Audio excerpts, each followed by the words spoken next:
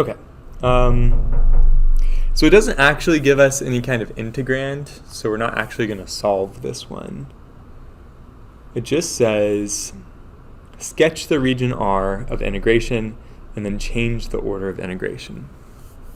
So currently the order of integration is that we take the antiderivative with respect to y first, and then we integrate and we take the derivative with respect to x.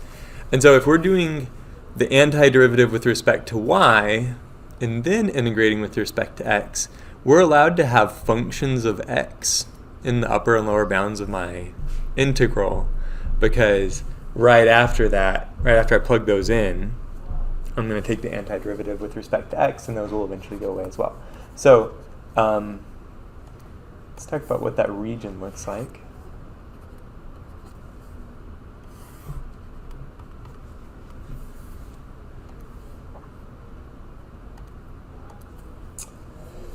What I'm saying here is that for my y variable is allowed to be anywhere between 0 and the square root of 4 minus x squared.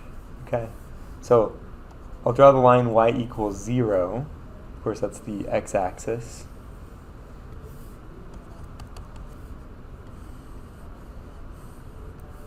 And then I'm also going to draw my upper bound, which says y equals the square root of 4 minus x squared. But if you rearrange that just a little bit, I can get the formula for a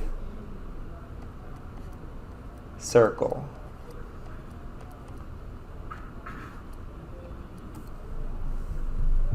Right, so x squared plus y squared plus the radius squared, that's the formula for a circle. So it looks like I have a circle with radius 2, and so if I indicate where y equals 2, and also where x is equal to 2, I'm going to draw a circle. But I only really have to draw the top half of the circle, because I know that my y values are going to be positive because they're sandwiched in between 0 and what we normally think of as the positive square root of 4 minus x squared. So this is just the top semicircle with radius 2.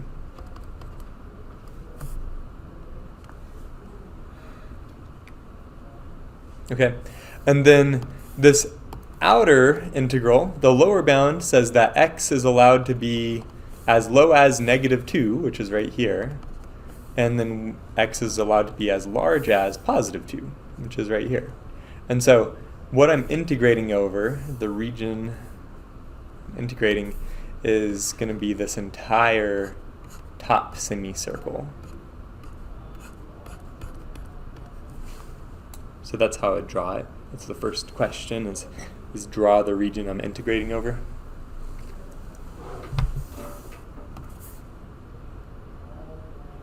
Does that part make sense so far?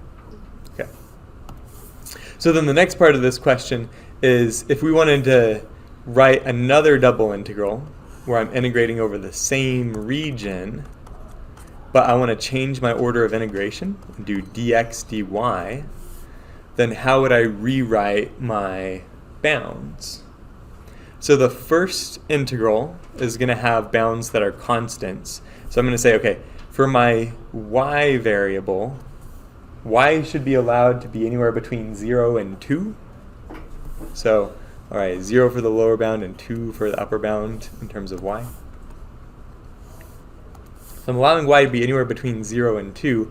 If I said that x was allowed to be anywhere between -2 and +2, that would actually give me the whole rectangle, right? But I don't want the whole rectangle. I just want that semicircle. So I can't do that. I have to make x a function of y. And it's not going to be super clear how to do this. But if I start off with the equation for this circle, x squared plus y squared equals 4. That gives me the equation for the whole circle, right? And then I solve for x. This says that x is equal to the square root of 4 minus y squared. Now if I say that, if I say x is equal to the square root of 4 minus y squared, it's going to give me the right semicircle. Because we always say, you know, without a plus or minus sign, we assume that the square root means it's the positive, right? And so this is the right semicircle with radius 2. And so if I did that, if I said, okay, x is allowed to be anywhere between 0 and the square root of 4 minus y squared, that would just give me a quarter of the circle, right? And so I actually want the full thing.